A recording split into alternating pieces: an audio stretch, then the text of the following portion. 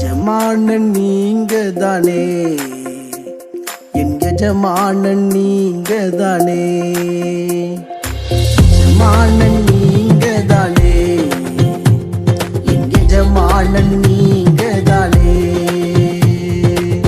உன் கரத்தையே நோக்கிடுவே, என்னை என்றும் நீர் நடத்திடுவே.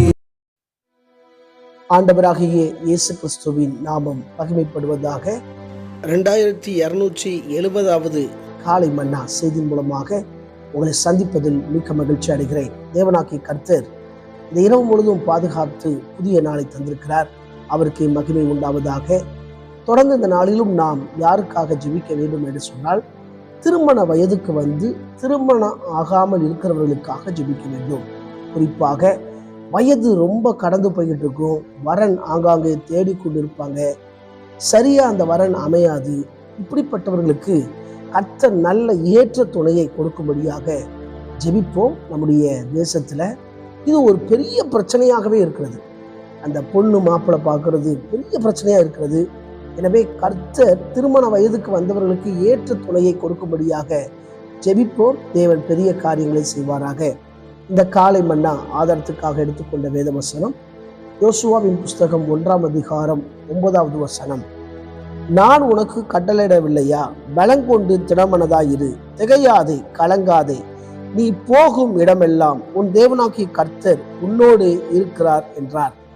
எனக்கு பிரியமான கர்த்தருடைய பிள்ளைகளே, அன்பார்ந்த தேவ ஊழியர்களே, அருமையான நண்பர்களே, யோசுவாவை பார்த்து கர்த்தர் சொல்லுகிறார், திகையாதே அப்படிங்கிறார். திகையாதே என்ற வார்த்தைக்கு சொல்லப்பட்டிருக்கிற வார்த்தை என்னவென்றால், ஒரு காரியத்தை குறித்து தெளிவில்லாமல் இருப்பது. நான் என்ன செய்யணும் எனக்கு தெரியல.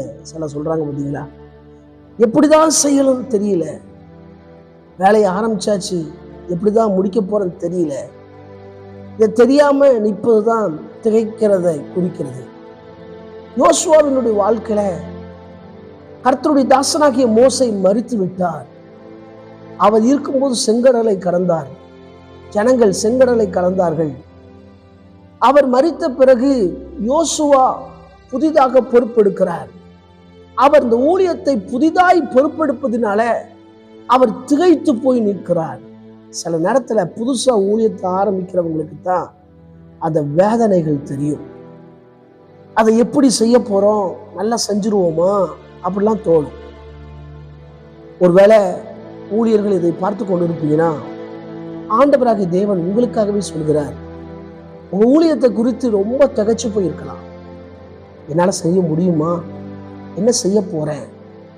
சில நேரத்துல விசுவாச மக்கள் கூட ஒரு காரியத்தை ஆரம்பிச்சுட்டு ரொம்ப திகைச்சு போய் இருக்கலாம். எப்படிதான் முடிக்க போறனோ தெரியல, ஆரம்பிக்க எப்படிதான் போறனோ தெரியல, இந்த வீடை கட்ட ஆரம்பிச்சாச்சு, இதை முடிச்சிருவோமா, ஒரு திகைப்பு. ஒருவேளை புதிதா ஸ்கூல் ஆரம்பிச்சிருக்கு, இதை முடிச்சிருவோமா, திகைப்பு.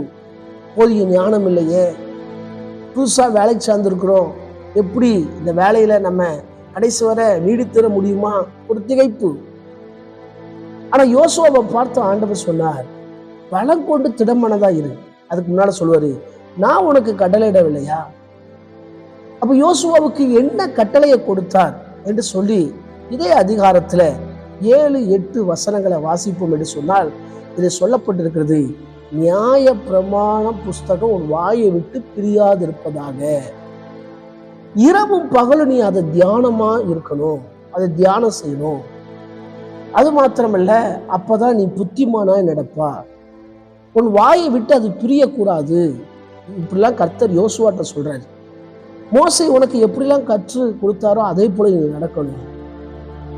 நீ இந்த வேத வசனத்தின்படி, நியாய பிரமாணத்தின்படி நீ நடந்தா நீ எதை குறித்தும் திகைக்க வேண்டாம்.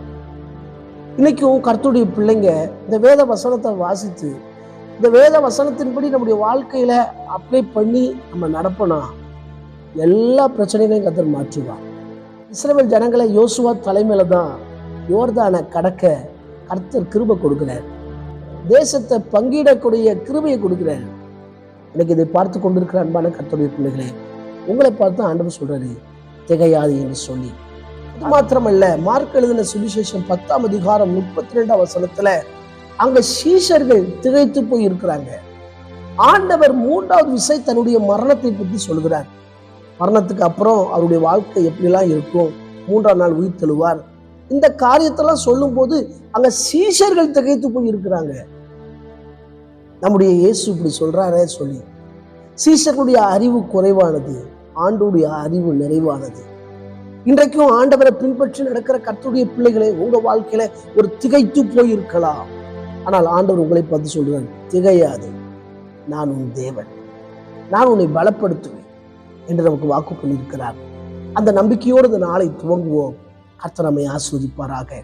கண்களை மூடி ஜெபிக்கலாம். எங்களை நேசிக்கிற சர்வ வல்லமுள்ள தேவனே, இந்த வேலைக்காக வருகிறோம். தொடர்ந்து கேட்ட வார்த்தையின்படி எந்த காரியத்தை குறித்து திகைக்காதபடி ஆண்டவர் கூட இருக்கிற அந்த தைரியத்தோடு இந்த நாளை ஆரம்பிக்க உதவி செய்யப்பா. வேலை ஸ்தலத்துல, குடும்பத்துல, தனிப்பட்ட ரீதியில திகைத்து போய் இருப்பாங்கன்னா பயப்படாமல் கர்த்தருடைய வார்த்தையை நம்பி இந்த நாளை துவங்கட்டும். ஆண்டவரே, குடும்பத்துல, தனிப்பட்ட வாழ்க்கையில கர்த்தர் அநேக அற்புதங்களை செய்வீராக. எந்தெந்த காரியங்களாம் தொடங்கி தடையா இருக்கிறதோ அந்த தடையெல்லாம் மாற்றுவீரான் ஜெபிக்கிறேன். பிறந்த நாள், திருமண நாளை நினைவு கூறுகிறேன். ஒவ்வொருவரையும் ஆசீர்வதிங்க. அவங்க இருதயம் அதிசயப்பட்டு பூரிக்க கர்த்தர் உதவி செய்வீரான் ஜெபிக்கிறேன். போகிற இடமெல்லாம் புத்திமானை நடந்து கொள்வதற்கு உடைய வார்த்தையை பிடித்து நடக்கட்டும் என்று ஜெபிக்கிறேன். இயேசுவின் மூலம் ஜெபங்கள் நல்ல பிதாவே, ஆமென். ஆண்டு மீண்டும் நாளை காலை புதிய காலை மன்னா செய்திகளை சந்திக்கிறேன். அதுவரை தேவ கிருபை தாங்குவதாக. மாரநாதா, இயேசு வருகிறார். ஆயத்தமாகவும் அனைவரும் ஆயத்தப்படுத்துவோம். ஆமென். அல்லேலூயா. Praise the Lord. உந்தனின் சேவை செய்வே எந்த சூழ்நிலையிலும்